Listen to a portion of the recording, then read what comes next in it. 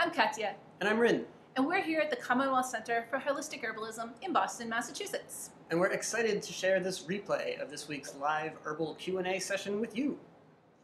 These live sessions are part of our herbal learning program, and you can find out more about that at commonwealthherbs.com/learn. Check it out.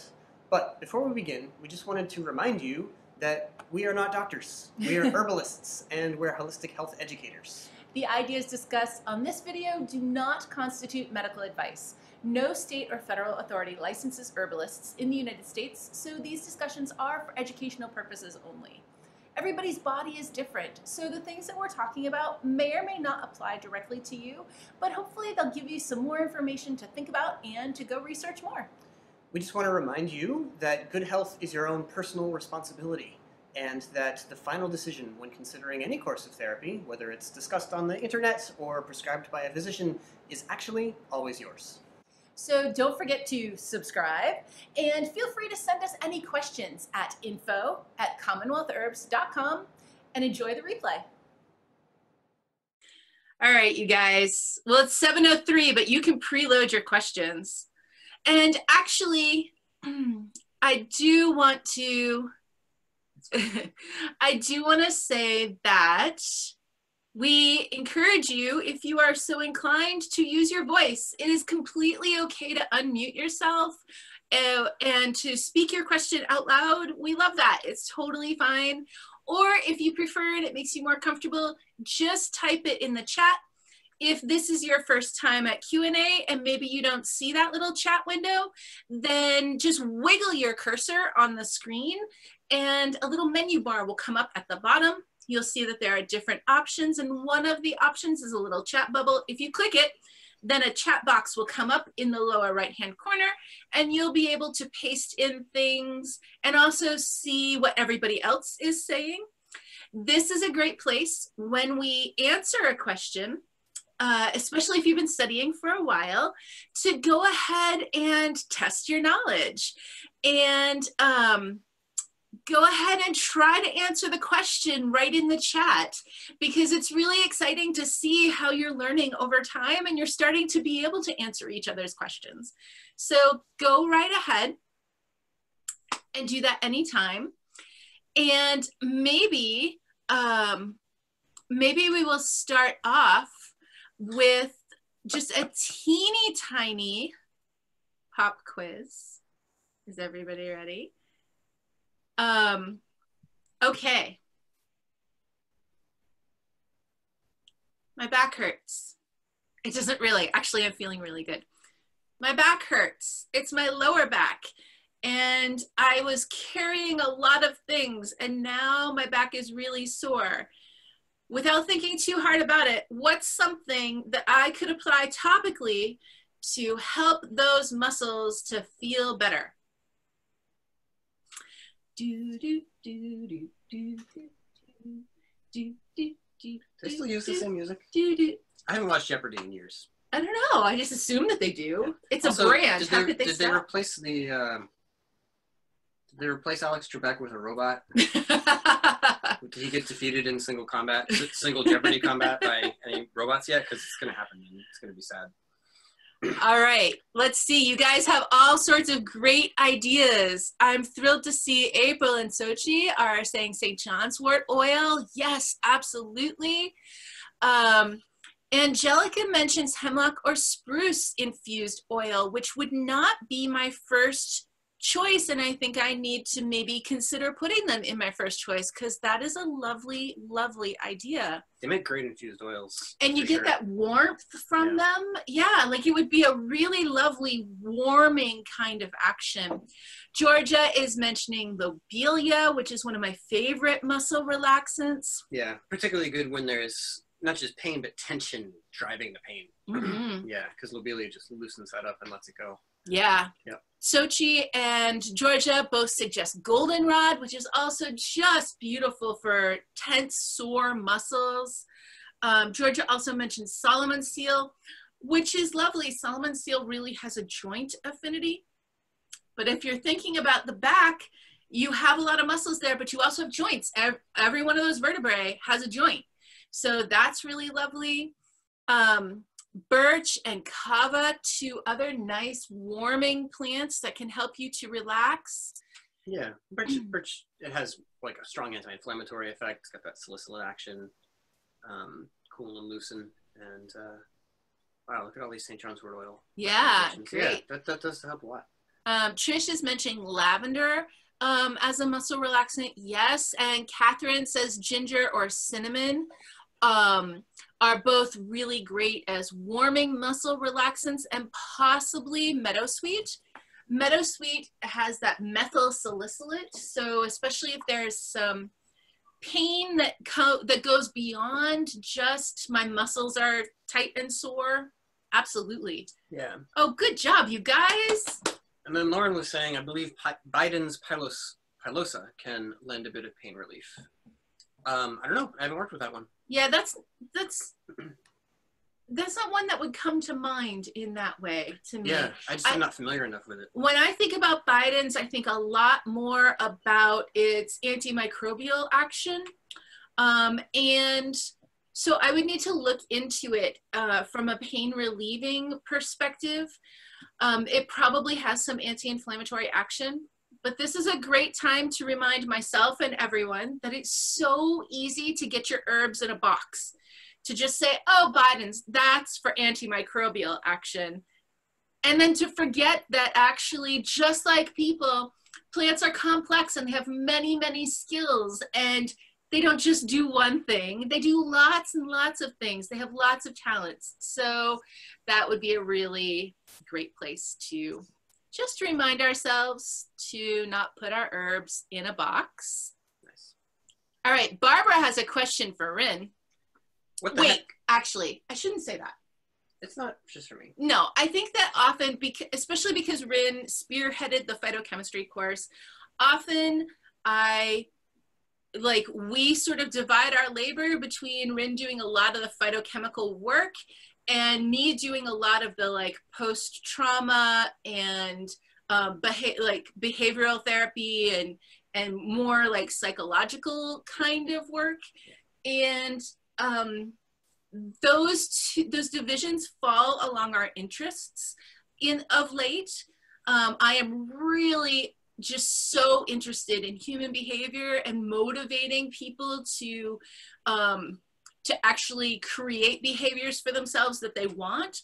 And Rin is currently really interested in a lot of the chemistry and stuff like that, but that also falls along perceived gender lines. And I don't like reinforcing that, even though it is true that that's where our current interests lie right now. Yeah, which in itself is not entirely accidental because we grew up in patriarchal society. So, I mean, that does shape your exposures and right. It shapes your preferences. And yeah, I mean, it's all there. But I should not be so quick to pass off phytochemical kinds of questions to Rin because I don't need to enforce that just because that's where our interests are. So I am going to answer your question, Barbara, that a secondary metabolite is, so when you consume something, let's say you're consuming an orange and it's got vitamin C in it, right? You eat the orange, you get the vitamin C. Oh, I forgot to give her dinner. I did. I'm gonna go feed the dog. Be right back. You eat the orange, you get the vitamin C. It's like 1 for 1. What you see is what you get. But in the case of white willow bark, which often people will refer to as herbal aspirin, the aspirin component is salicylic what? So when we think about aspirin, we think of salicylic acid. That's aspirin. But that's not what's in willow bark. What's in willow bark is salicylates. And they go through your digestive system. They go into the liver. And they metabolize, it's another way to say digested, broken down. And in the liver, some things get broken down. Sometimes they get recombined. Kind of like, you know, you make a bunch of trash and then you put all of it into a trash bag so that you can take it out of the house. That's what we mean by recombined. So your liver breaks a bunch of stuff down, and then sometimes it packages it up so that it can be excreted so that you can take out the trash. This is what we call a secondary metabolite. Or in other words, the salicylates in white willow are not aspirin-like compounds. They are not salicylic acid until they are metabolized in the liver. And at that point, they become salicylic acid.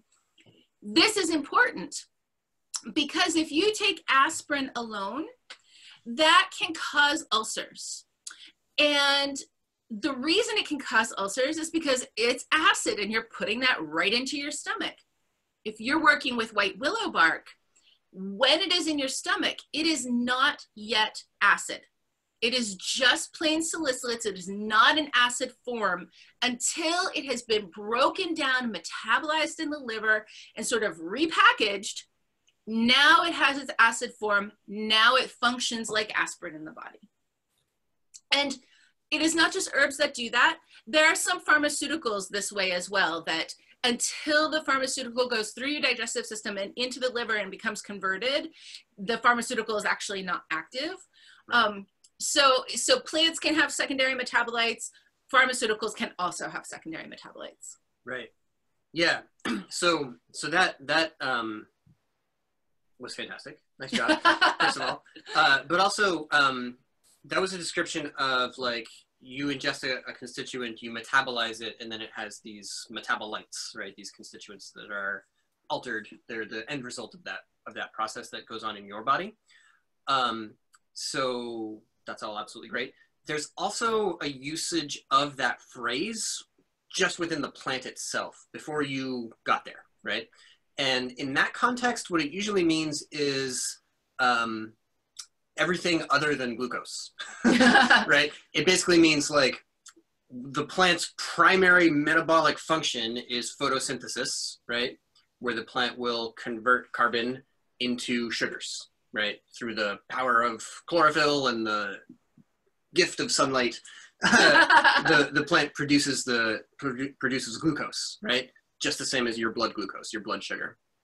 Same thing. And then the plant goes to work, and some of that glucose is just used for fuel, but some of it is metabolized. It's altered, it's changed, it's shaped, it's bent all around, and it becomes a new thing. And maybe it becomes a terpenoid, and maybe it becomes an alkaloid, and maybe it ultimately becomes some tannins and everything else. But glucose is the first thing the plant makes, and then everything else depends on that. And everything else is ultimately going to be derived from that through many, many transformations. And so all of those other things are going to be referred to as secondary metabolites of the herb itself, or in the herb itself. Which is not any different than in people. Right. It's just that we don't commonly say that that plants have a digestive system. Right. But if you think about it, that is what's going on. It's creating the glucose, and then it's saying, okay, great. Well, now I need to metabolize that into something else. Just like we do. Right. You know, I ate some broccoli. Excellent. Now I need to metabolize that into something else. So kind of it's exactly the same thing. Yeah, and I suppose if we wanted to be really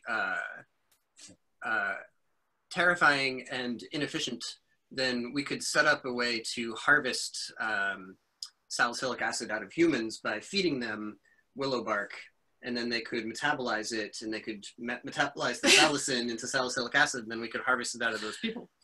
That would be That is horrifying. You're right. That's absolutely horrifying. Yeah. Too much science fiction. Forbidden. You're cut off. No more science fiction for a week. That would not be a great way to accomplish that. Yeah. Oh my goodness. But it did crack me up. All right. Hey, this one's for you. Sochi says, I'm curious about cat's claw. I'm working with it with my mom, who was just diagnosed with rheumatoid arthritis. Is that appropriate? So first I will say yes. And then I will preface that by saying that I have not worked with it for someone with rheumatoid arthritis. However, it is really, there's tons of literature and a bunch of studies on that. And reports from practicing herbalists, yes, and people we trust, and all that. Yes. The reason that I make that distinction is because we teach from our own experience. So when we say something, it's because we've tried it. And because cat's claw is actually a reasonably new plant for me, we've had it around for a while, but I have really dug into it in great detail, like over the past year. Yeah. And I have not had the opportunity yet to work with it exclusively in someone with rheumatoid arthritis myself. So I do not have case studies of my own on that, but there is an enormous amount of literature about it. In my own body. You know what I'm remembering? What? Do you remember when you were first teaching me about herbs and I was writing Herb of the Month? This was one of my first ones. Cat's claw? Yeah. Wow, I don't remember, but you should find that monograph. That's probably very... I was about to say that would be adorable. That's entirely appropriate. Yeah. All right, sorry. So what I can tell you from my personal experience is that I've been working with cat's claw for about the last year. I have a lot of inflammation. A lot of it is rheumatic in nature. Rheumatic meaning that it comes from a place of dampness. It comes from a lot of stagnation. A lot of this is because I've been prioritizing sedentary work for the last year, which is, I mean, we've been filming a ton and then I edit the videos and put them online and whatever. And so right now, the things that I'm creating in the world are things that make me sit still a lot. And also I have a tendency to work preferentially. So I'm already geared in that direction. And so even though I don't have rheumatoid arthritis, I do have a lot of rheumatic inflammation. And I do have a lot of joint issues that come and go depending on how I am or am not working with my body, how I am or am not moving. And I have found a lot of really excellent benefit with cat's claw.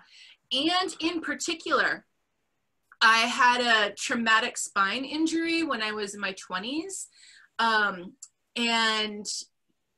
You know, if I am very active and I'm very, you know, doing a lot of movement, then that's pretty easy to manage. But when I'm sedentary, it's much more difficult to manage.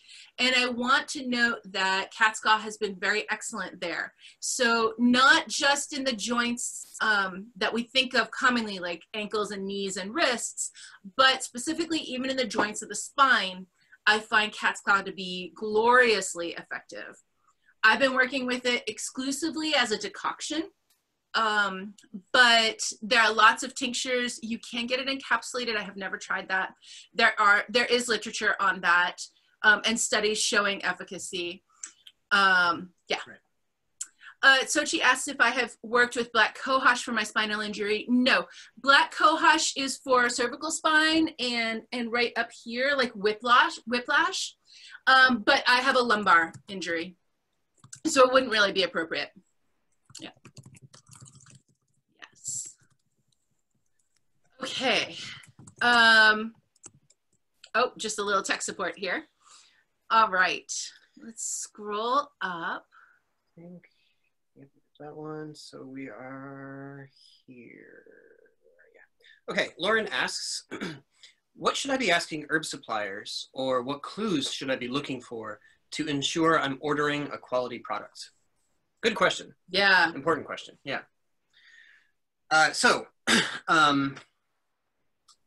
Let's say that we're first going to start by ordering the herbs themselves, right? Dried herbs, cut and sifted herbs, like we have in our jars back here, that you're going to make tea or you're going to make a tincture from, or do other things too from there. So for that, what we look for in a supplier is, well, where does the herb actually come from, right? Mm-hmm. What are the farms that it's grown on? Is this supplier like Foster Farm Botanicals, where we get a lot of our herbs from these days, where they have a farm and they grow a lot of herbs there, and that's what they sell you. So it's all in one place, and you could go visit, and you could look around, and you could say, oh yes, I see this plant. That's pretty cool. And they're like start to finish. They grow the herb, they dry the herb, they sell the herb. Right.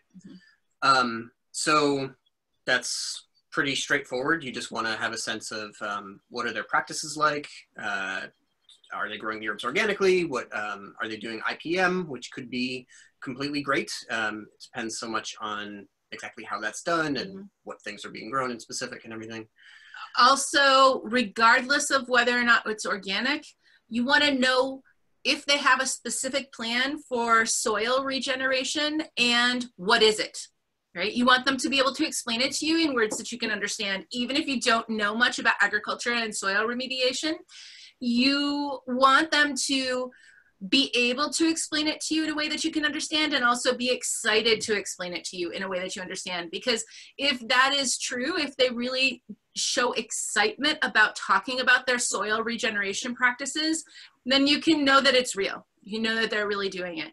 But that is so critically important, because if we think about nettles, for example, if you buy farmed nettles, but there isn't a soil remediation plan, and they're farming nettles on a farm that's been a farm for generations, which is most of the farms anywhere, then that soil doesn't have mineral content, which means those nettles do not have mineral content, just because, or not effective, I mean, it's not effective content. Not as much as it could be. Yeah. Just because a book says that nettle has this many milligrams of magnesium, well, maybe, but if the soil that nettle was grown in doesn't have any magnesium, then the nettles in your hand don't have sufficient, don't have like reasonable amounts of magnesium, or I don't know if they can not have any. I mean, if the soil didn't have any, then I guess they don't have any, but. I mean, it would never be none. Like even in your, but it would be not as much as it could be. It wouldn't be what you're expecting. What we're looking for. Yeah. So we don't just care about organic, we care about the quality of the soil itself. Yeah. While we're on that topic, we also care about the quality of the water. So it's great if you can also find out what the farm's water source is. Right. Yeah, and you know, along the way, we're also thinking about, well, who are the people working here, right? Are they being well cared for? Are they being paid appropriately? Are they being given appropriate, I hesitate to call them benefits, but that's what we call them in our society. That is what our society calls them. Yeah. And if it wasn't grown in this country, you know, or even if it was grown in this country, right, a lot of times agricultural workers have housing provided for them. Well, is it appropriate housing? Is it safe, good quality housing? Right. Is there education for the children? Is there, you know, like, you have to think about all those things, because those people are the people who are growing these plants. And so if you're buying these plants, then their welfare is in fact your responsibility. Yeah. Okay. Cool. Well, so, you know, and a lot of suppliers, including the bigger suppliers, are going to not have one farm. They're going to be working in collaboration with lots of small farms and farmers and large farms and farmers all over the world, potentially. So in that case, you're looking for, all right, well, how do you form relationships with the places that you get your herbs from? How do you look into what their practices are? What are your standards for accepting a farm as a vendor? Yeah. And that's usually going to also involve, like, who are the third-party certifiers that you accept, right? So there's farms over here certified by Oregon TILF, if they still call it that, and, you know, others by NOAA, and like different certifying bodies, right? And they have different standards. A lot of it is standardized, but some of it is not. So it behooves you to know, like, who has the stricter standards and who was the certifying body there. Sure. Yeah. Okay. And then, you know, when it comes to prepared herbal products, you know, tinctures and capsules and things like that, it's the same basic idea. Where did the plant matter come from? How, and all of the aspects we've just described there are going to be relevant. But then also, what did they do with it afterward? How did they process it? What was the method that they employed to create the product that you've got in front of you? And does that match what you're looking for? Right. So you preface this by saying, here's a beginner's question. And now we've given you a whole lot of things that could potentially be kind of complicated or difficult to figure out. So I don't want to leave you feeling like you have to jump through every single hoop that we just discussed before you can begin to study herbalism. Right. That's not really what we're talking about. But these are things that you want to be considering. You want to be having conversations with your suppliers about, and also thinking about concurrently, as you work with plants and as you maybe grow them or offer them to people, if that's something that you have in mind down the line, you want to be thinking about how are you taking care of your land, your plants, and potentially your employees, which at the very least includes yourself. Yes. I would say one other thing is that even after you've assessed all of that, you probably also want to assess whether or not the end result is in fact awesome. Right. And one way to do that is just with your mouth. You know, if it is bursting with flavor, then, you know, just like a very ripe strawberry, that you know it's a good strawberry because it's bright red. I mean, it's so red that it looks like it's going to explode, and it tastes like it's going to explode. It just has all of the flavor. That's what you're looking for in your herbs. The same way that you would buy vegetables and determine, ooh, this is going to be a really good one, and then you eat it and it is. That's the same way that you're going to decide if the herb or the herbal product that you have purchased is in fact living up to its expectations. Right. Yeah. Thanks. I wanted to include that too. Yeah. That's good. Awesome. Okay. So from Trish, I have a friend's daughter who just got married and went to Thailand for their honeymoon. Nice. The trip created a traumatic experience from the flight and perhaps seeing some unpleasant sights. We're not sure exactly what happened. But this has created some severe anxiety with panic attacks and insomnia. She's on medical leave from all of this. She's taking antidepressants and Xanax for panic attacks. I was considering giving her one of the anxiety formula blends from our book, Herbal Medicine for Beginners. Would that be helpful? Or any other herbs you might have to recommend that would be helpful?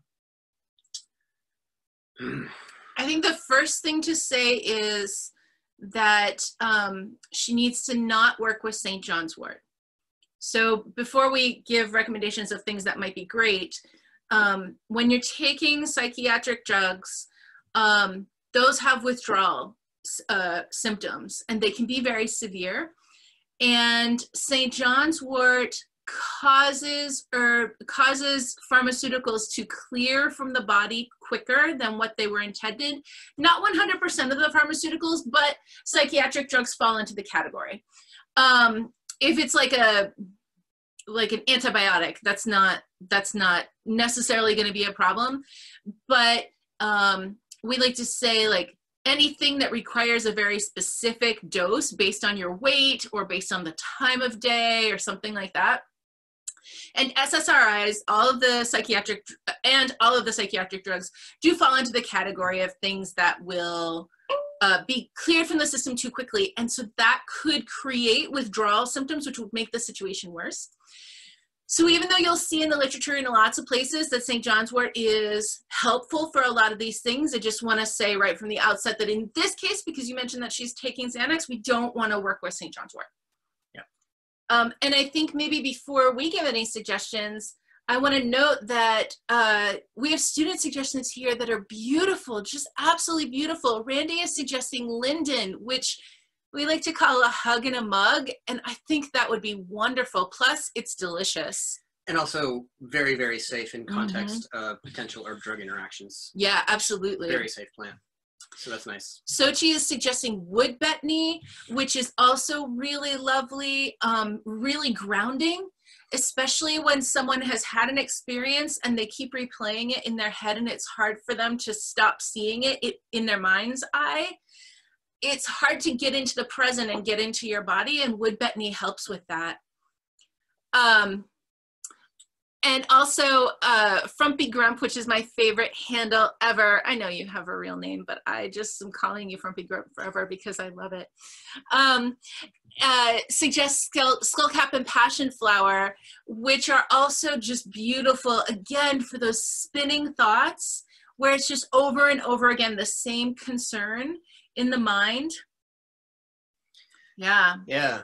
April, Randy, both agree that chamomile's a good idea here. We've got recommendations for rose and tulsi and hawthorn, and these all make sense. And I just want to kind of step back a moment and say, like, in general, what we're talking about here are some relatively gentle and safe nervine herbs, soothing and calming and centering. one of the things that shapes the way that we talk about these is that we find it very helpful to think about where's your center of consciousness, right? So when we work with Bethany, for instance, we think about bringing a mind that's like stuck up in the head or even like floating up above yourself to bring that back down into the body. And similarly, when we think about skullcap or passion flower, we talk about it like you're stuck on a hamster wheel or on a merry-go-round and you're kind of not really able to get off of a circular train of thought. But that too is also like, where is your mind right now, right? It's not in the present moment. It's not here with what you're actually experiencing in your body. It's stuck in the moment of trauma, or it's stuck in the projections of what may be coming next. And so herbs that can help to bring you to the present are kind of the first line of things that we're going to be considering here. So that definitely includes all those plants we've mentioned so far. It also includes a lot of the bitter plants. You know, blue vervain is one that's a bit stronger in terms of like how noticeable is its effect on your mind and on these kind of amped up racing feelings than the passion flower or Bethany or skullcap, but it's still very safe. And its most notable feature is that bitterness. And with vervain, the way I think about it sometimes is like when you taste vervain, you cannot busy your mind with other trivial concerns. You will be absorbed in the flavor of vervain and you will be present with it. And that's actually very, very helpful, you know?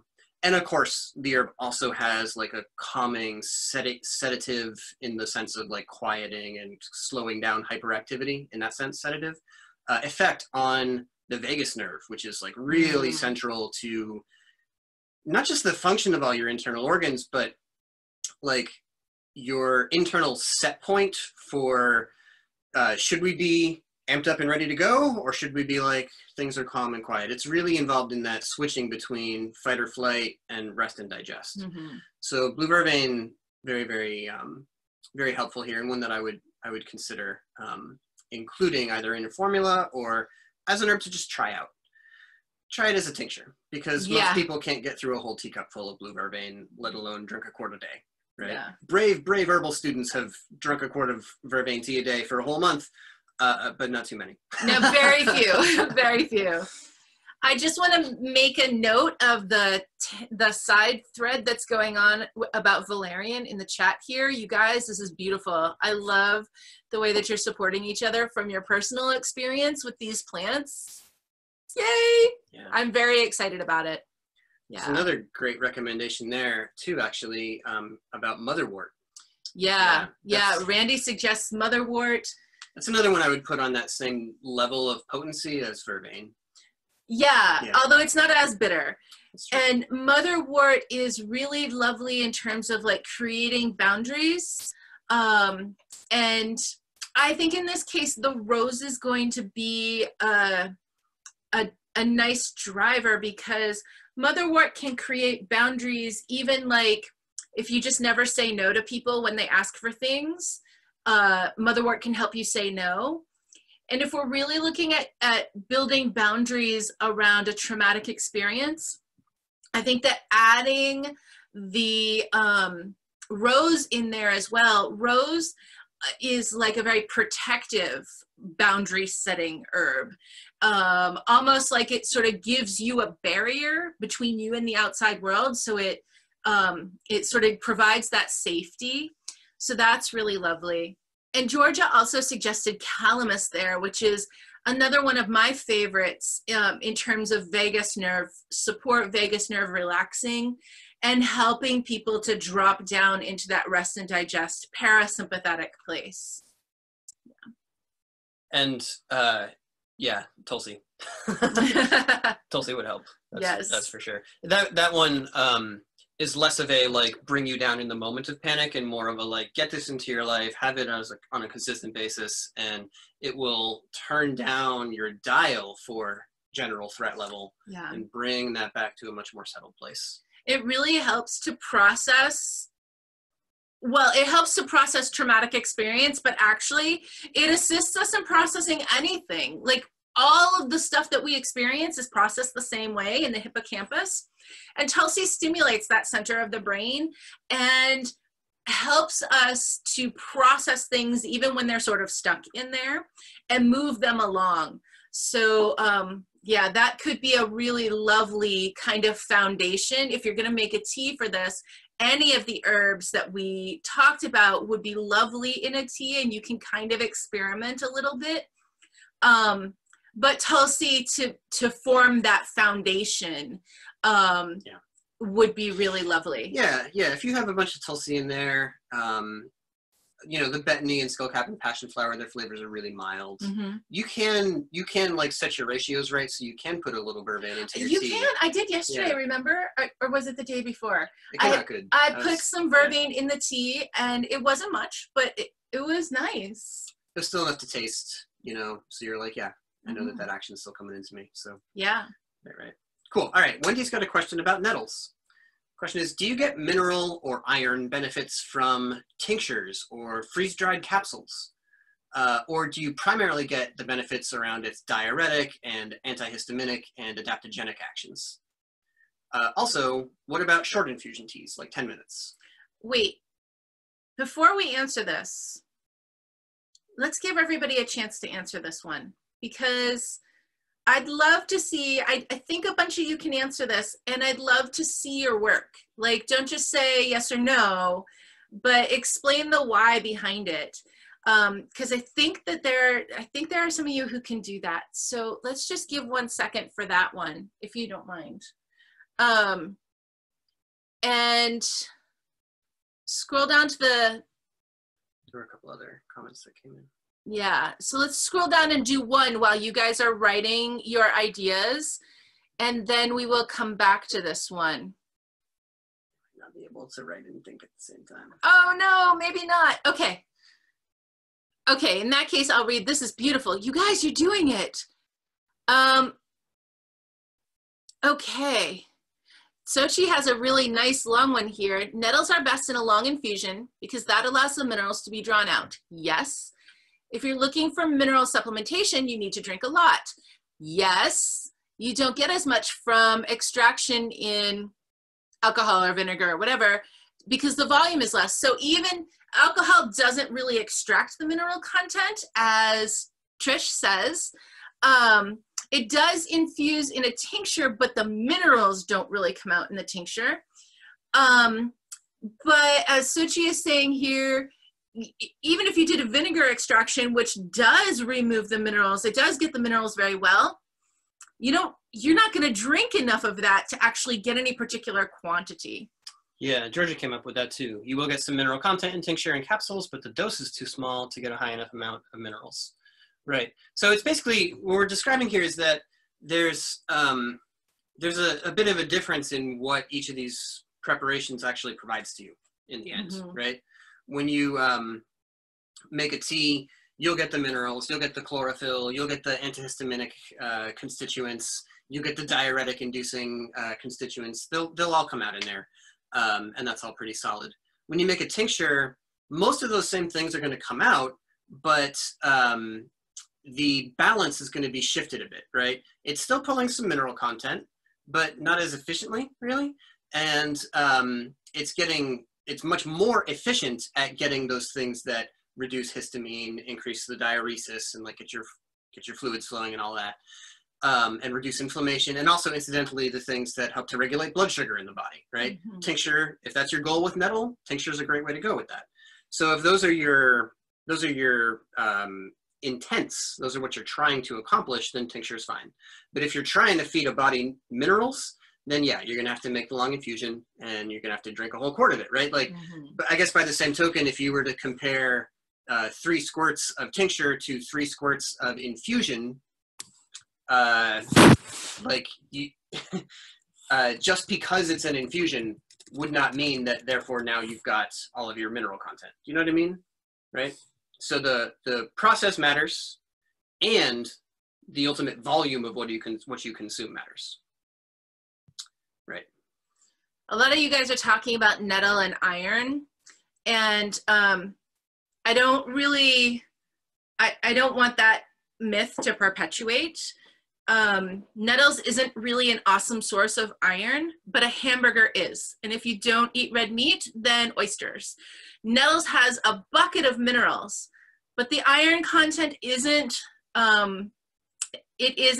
impressive, and it is very difficult to absorb plant-based iron. We do it extremely inefficiently, on the order of like 2%. So there's not very much there, and what is there, you're only getting a tiny fraction in terms of absorbability. So I don't love seeing it going around. You know, lots of people talk about, oh, for iron, drink nettle. But it's not awesome. Magnesium, calcium, all that kind of stuff, yes. And a lot of times the things that we see as anemia, when it isn't necessarily like diagnosed from a blood test, but it's just all the symptoms of like tiredness and those kinds of things, sometimes that's actually overall mineral depletion. So drinking nettle is still fixing the perceived problem. I just want to be clear that it's not an awesome source of iron. Right. Okay. You guys did an amazing job on that. Yeah, I'm so excited. Nice work. We won't read through all of them, but good work there. Yeah.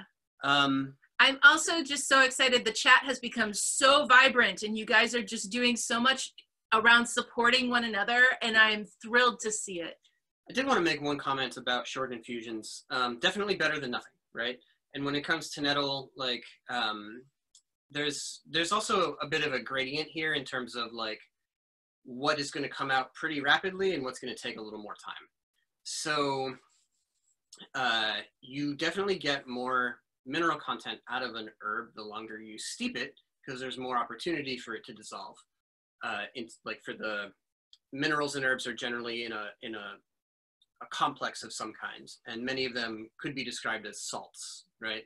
And in that way, they behave just like a salt does, right? So it can dissolve into water, but it does need a little bit of time to contact it to really do that.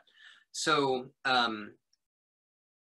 there's a threshold that you can reach. You know, like you can only put so much salt into a jar of water before it all starts to precipitate, right? And to fall out, and like the liquid itself will no longer hold more of that mineral content. So the same happens here. And depending on who you ask and what procedure they used, the majority of, again, just focusing on the mineral content is going to come out relatively soon. However, other compounds, and I'm thinking here especially of chlorophyll, take a lot more time. And so if we make a 10 or better, like a 30-minute infusion of nettle, it's possible that that liquid has drawn out all of the calcium and magnesium that it can hold right now, which is a reason to steep it again later. Okay. But you can see the fact that not all the chlorophyll you could get has come out yet. And you can see that because if you steep it for 10 minutes, it's kind of straw colored. And if you steep it overnight, it's dark green, right? It's like so green, you almost can't see through it. Yeah. So, you know, especially because one of our goals with working with nettle or other herbs like that is to not isolate our nutrients, right? To not treat it like a tablet of a mineral supplement, but to say, hey, there's complexity and there's synergy going on here. That is more of a reason to do the long overnight steeps, because there are many constituents there that are going to take some time, and we want to be patient with them and let them come out. So that means go ahead and make short steeps of nettles. They'll get you something, and sometimes you just need to for whatever reason. In all cases, brew it twice, and whenever possible, brew it a long time. Yeah. All right. Up here we had an emergent responder question. Whoops, there we go. One more. One more. There it is. Okay. I have a question about sanitizing from tetanus with boiling water and ironing. So this is if you have to make your own bandages, then to like boil them and then iron them to sanitize them. Would soaking a wound in salt water and or soaking the rags in salt help to prevent tetanus?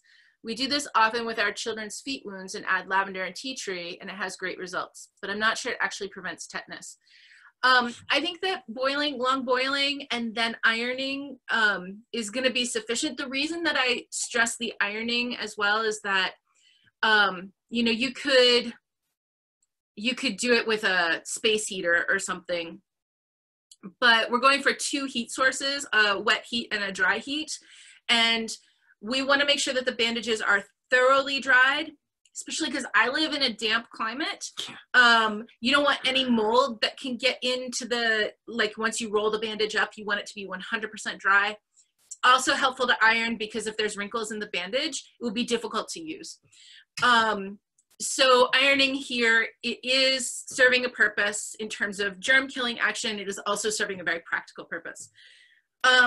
It's awesome to put salts in the boil water if you want to. It's just one more anti-infective agent. That's fantastic. Yeah. If you have essential oils that you can spare for this purpose, remember we're talking about a post-disaster situation, so you have limited resources. And this is probably not what I would want to do with my essential oils. I probably would save them for an actual infection for like more direct. Yeah. They might go on the bandages, but like when they're going to go on the wound. Right. I don't mean like drip an essential oil into the wound. I do not mean that. Oh. But like you might add 1 drop to the honey that's going to go in, like, and stir it all around. So I probably would save my essential oils for that type of an action. But long boiling and ironing is sufficient for almost everything. And also keeping in mind that in a post-disaster situation, not everything is going to be perfect. So we go with that. Okay, whoops. Okay, good. Down, okay. Yes, you're right. There's so many awesome questions tonight. This is great. Okay, here we go. Oh, man. Actually, yeah, let's do this. I like this, actually. Okay, so the question goes like this. My doctor wants me to use a prescription mouth rinse consisting of lidocaine, diphenhydramine, Maalox, and nystatin. So could I formulate a tea to work with that would accomplish the same thing? I'm thinking this prescription is a numbing agent, an antihistamine, an antacid, and an antifungal. So it seems like I should be able to come up with a tea to work with to achieve those same effects. I'm already working with various combinations of marshmallow, self-heal, plantain, seaweeds, nettle, and some other stuff, plus bone broth and reishi and seaweeds and ginger and garlic and turmeric. Honestly, I think you've kind of covered those bases already. Mm-hmm. The only one I would have an exception for here would be the action antacid, because herbs don't particularly exert antacid effects the way that something like a Maalox does or a Tums or something like that. Usually those substances are like, let's give you a bunch of calcium in a form that it can bind up with the acid that's in your stomach and neutralize it on like a chemical pH level. Herbs don't tend to do that, even though a lot of herbs, most famously I think Meadowsweet, have long been discussed as being antacid in like herbal parlance. It's way better to describe Meadowsweet in particular as being an herb that has anti-inflammatory effects that are strongly exerted in the stomach, along with a little bit of astringency. And these two factors allow it to resolve ulcers and to resolve the inflammation that can drive heartburn and other problems that feel like excess stomach acid, whether or not that's actually the case. In this case, though, baking soda could fill that gap. Yeah. And one thing that you could do, because of course, if this is something prescribed by your doctor, then it's between you and your doctor whether or not you take that recommendation. But as herbalists, we would never say, oh, you don't have to do that, because we're not doctors and that's outside of our scope of practice. But if your doctor says, well, what did you have in mind?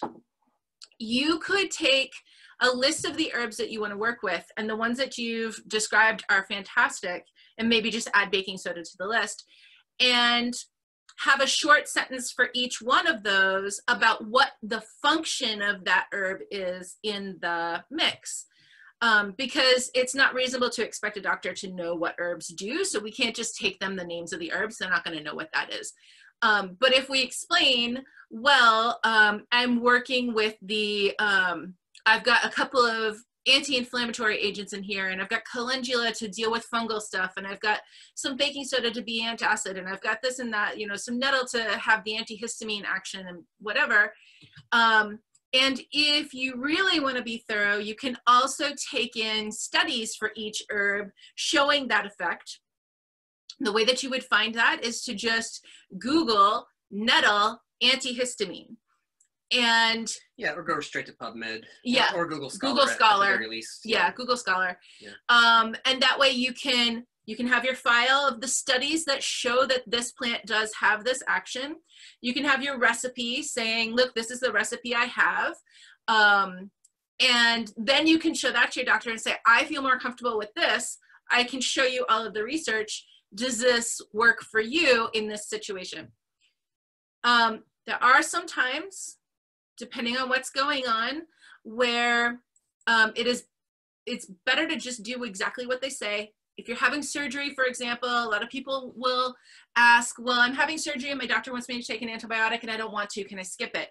And first, I'm an herbalist, so I can never give you the advice to skip it. But secondly, I also don't want to. Surgery is a big deal. It's very finicky. Doctors know how to do it. And if they say you need an antibiotic, you probably do. So you should take it. But so knowing that you go in with this stuff and the doctor may have a reason, like a really real reason why it's not a good idea to make a substitution, and just ask, you know, if he's like, oh, I don't like that idea, then say, okay, can you explain to me why this is super important to do in this way?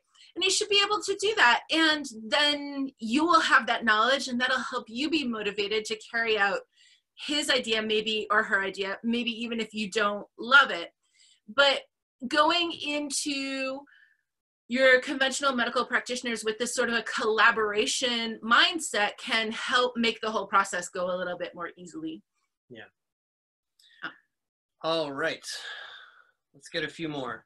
So she's asking, I wanted to collect the sap, or it's probably resin, that's oozing from the pine trees in the park in my area, but I'm hesitant because I don't know if there's such a thing as bad resin. Is it spoiled or I don't know what. Is there such a thing as bad resins to harvest for herbal medicines? Are there signs of spoilage? Some of the sap has this reddish looking powder on it, or I don't know. In my experience, I haven't found any bad resins yet. I don't think they go bad. They have dirt on them. They have pine needles in them. They have all kinds of different colors of powder on them. Yeah. All of that just comes out when you heat it.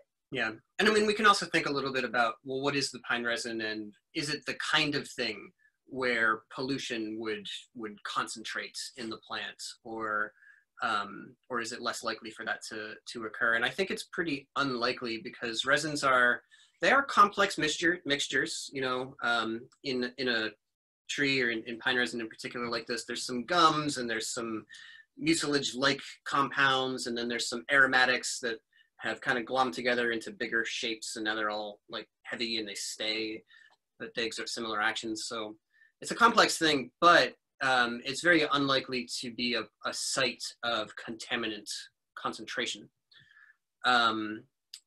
There's often a kind of a reddish crust on the outside of pine resin exudate from a tree, and I usually have considered that to just be the dry outer layer. Mm-hmm. You know, if you do get resin and you get it dry enough, then it will ultimately become like a hard little stone. You'll see myrrh resin, you know, mm-hmm. or copal, or whatever, other things like that, where it's in that form. And pine resin will do that too. It just takes a long time mm-hmm. for it to dry to that degree. But at that point, you can even powder it. Yeah. So that's what I've taken that to be. And you know, and when we process the resin, if you make a high alcohol tincture, or if you make an infused oil, you're going to be straining out a lot of crud, you know, dirt, yeah, bug legs, bark, you know, all kinds of stuff. So yeah, that's what we go with. I want to go back to George's question there for a minute. because you followed up with, yes, your doctor said it's up to you whether or not you want to do the prescription rinse or whether you want to do the herbs. So that's really great. It sounds like your doctor is already ready to collaborate as well. She just wants to calm the lesions down to see if they clear up. So I don't actually know exactly what the base situation there is, but because you said the word lesions, I just want to add Meadowsweet to the mix. I can't remember if that was in your original list or not, but when I had braces and it was just shredding the inside of my mouth, and then you get all those lesions on the inside of your cheeks, I gotta tell you, Meadowsweet was, I just walked around, I talked so much less, but I just walked around with my chipmunk cheeks filled with Meadowsweet tea. So yes. And yeah, Randy, sage would be great there. Yep. Yeah. Plantain. Super effective. Plantain, calendula, definitely. Mm-hmm. Y'all are on point. Okay, here we go. That one. A question about Elecampane and flavor. I got a tincture from Herb Farm and was very surprised by its flavor, sort of pine or juniper-like. Really? I mean, I guess I could see that. Pine or juniper. Hold on. Let me. The only way to answer a question like this. Not GMP. I mean, it's mostly peppery mud, but I can see like some pine aspects. It's an interesting flavor. Yeah. That's for sure. Yeah. Yeah, but there's a definite mud factor going on. Yeah. All right, cool. Nice. Yeah, good Okay, job. Peggy's asking about Calamus. When you answered the last Q&A, someone walked in the room and I missed part of what you said. The replay isn't up yet. I heard you say to make Calamus infused honey, but did you also say to make tincture and dry or don't dry? Okay, so how to work with Calamus? You have so many options here. No, she just got fresh Calamus, and she wants to know that. So fresh Calamus, infuse it in honey because that would be super fun, or make a fresh tincture. I wouldn't dry it because you don't get fresh Calamus very often. It's going to make a glorious tincture. It's going to make a glorious honey. Yeah. You can buy dried Calamus anytime you want. So unless you have like 10 pounds of it, I wouldn't bother drying it. If you do have a giant bucket of it, one reason that you might want to dry it is that you can slice it into like coins. And if you want to chew on the root, it is nicer to have a little bit larger piece. Yeah. So that would be my only reason to dry it. Yeah. Yeah. That's exactly what I was going to say. Was to like chop off a little bit and just chew on that fresh and have that experience. But then yeah, do make some chew coins. Yeah. Yeah. That's great. Sochi is complaining about buying a pound of herb because you're so excited that it's back in stock, and then you're like, what am I going to do with a pound of this? Oh, you'll drink it. Also, your herbs, if they're good quality and if you store them well, they'll last for like 3 or 5 years. So it's okay if you don't manage it right away. They'll last. I just started taking Uva Ursi and Angelica. I put them both in a tea blend. It made my mouth feel funny. That's the Angelica. That's the Angelica. Yep. Yeah. Try the Angelica all by itself and see if you get that same sort of a little bit tingly kind of feeling. Yeah. So she is shocked that you said 3 to 5 years if you properly dry and store your herbs. Yeah, store them well. Yeah, we're thinking like airtight containers, keep them away from direct light and all of that. But yeah. Okay. All right, one last question here. I think this is a good one to close out on. Will there be more short courses like the elderberry, nettle, and cold and flu course? Mm-hmm. Because they were fun. So yes, the next one that we have coming out like that is going to be on allergies. Mm-hmm. And that one is going to be just like the cold and flu course, where it exists on its own if that's all you're interested in, but it's also a piece of the course on immune health. Immune health in the case of cold and flu. I'm sorry. No, in the case of seasonal allergies. Right, in the case of allergies. Yeah, the cold and flu course you can get on its own, or you can get the respiratory health course, which includes that and a bunch of other stuff. Mm-hmm. So we're going to do it in that same kind of a structure. And we have plans for a few others to have as breakouts in that same way. Mm-hmm. So yeah, more to come. More to come. Yeah. Excellent. Cool. All right. Well, that's it for today. Today was Thursday? Today was Thursday. This week. Yes. Where did it go? We will see you on Tuesday, which is super exciting. And I really have to say, some of you guys have been coming to Q&A for a really long time. And I can really see you guys studying, and I know you're watching your videos because you are showing that here, the way that you're talking to each other, and the way that you're able to answer each other's questions and offer suggestions to one another. And I also just love seeing the way that you're supporting one another. It is like, makes my heart just want to pop. So like a big ripe red strawberry. Anyway, have a great weekend, everybody. Good night. Thanks for joining us in this replay of our live Q&A session.